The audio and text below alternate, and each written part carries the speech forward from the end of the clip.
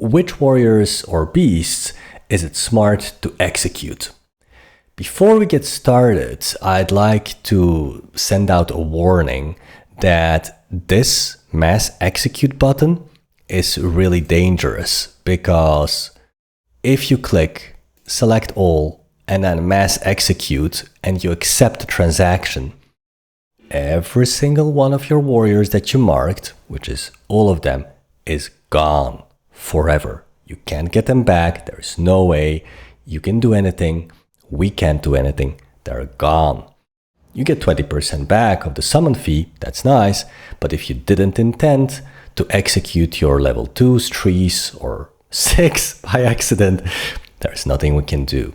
You do get a warning on screen if you try to execute level 2 upwards. But yeah, make sure to read that warning. So that's what I wanted to put out there as a warning. Be careful which warriors or beasts you plan to execute, or especially mass execute. It's not possible to get them back. That said, let's talk about which warriors are best and smart to execute. Depending on Nadodo's situation and depending on your investment, the answer might be slightly different.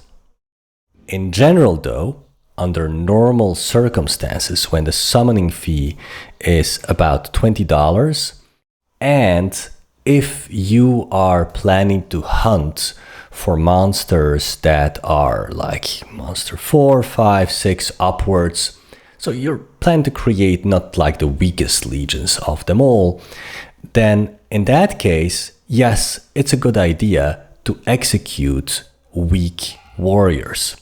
How weak? Well, based on my calculations so far, like the cutoff point under normal circumstances for an average investment roughly is somewhere around 950 attack power. So every single one of the ones on my screen here, you can basically execute, because for that purpose of creating stronger legions, they're not the best warriors, so they're fine to go. Why is it useful to execute weak warriors? Well, because you get 20% back in summoning fee, and as you see in the white paper, you have a 50% chance to get a better warrior than 1000 attack power. So what I prefer to do is, if I get a bunch of hobbits like this, I usually filter by level 1, I select them all, and maybe if you want to optimize your execution strategy, you can do a bit of calculation and you can unmark the ones that have over 950 attack power. And then click mass execute to get rid of those weak warriors like this. That's how you go about it. And then in exchange for that execution, you get Bloodstone in your wallet, which you can use to summon warriors again. And as I just explained, you have a 50% chance to summon over 1000 attack power, which is good. As we covered in the previous sessions, the average attack power that you get when summoning a warrior is around 1500. It's a little bit less, but it's around 1500. So that's why it feels good to just get rid of those weak warriors, get a little bit of money in your pocket to summon some more, and pray for some stronger ones. Why are those warriors that are weak not so good to keep, apart that they give you a bit of money back from the execution? Well, it's the hunting supplies. You pay $1, unless you get a discount, you pay $1 for each warrior per hunt. So, in other words, if you have a lot of weak hobbits in your legions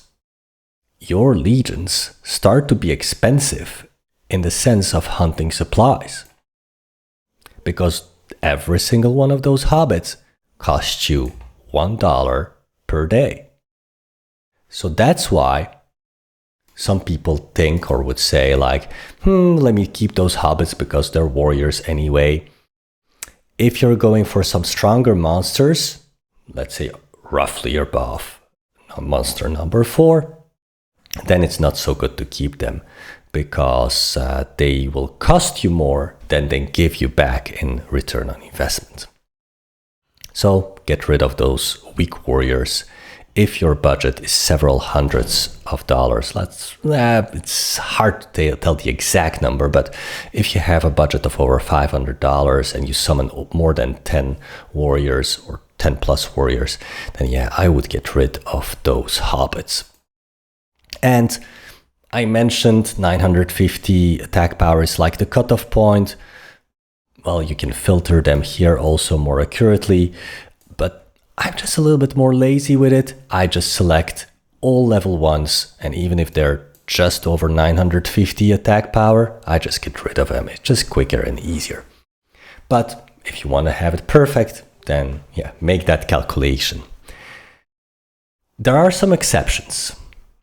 If you're planning to hunt for the bat, right, and you're going for some short-term strategies, and you just want to hunt these weaker monsters, monster 1, maybe monster 2, then yes, it might make sense with a small investment. If your investment is like only $200 or $300, then yeah, if you're unlucky and you have a few of those warriors on your summon that are weak, yeah, just keep them, because if that's your budget, if you're going to execute them, you get a little bit of money back, but then you'll have less money to be able to summon more, and yeah, you'll end up losing out. So if you have a budget of $200, $300, maybe $400 going for monster 1, just keep those hobbits.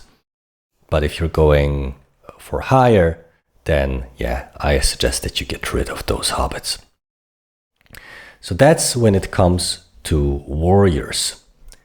Then when it comes to beasts, should you execute them? And which ones? Well, the answer here depends again slightly on your strategy.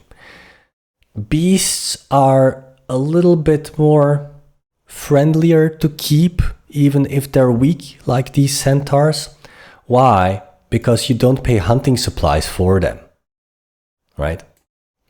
So they don't cost you money in hunting supplies like warriors do.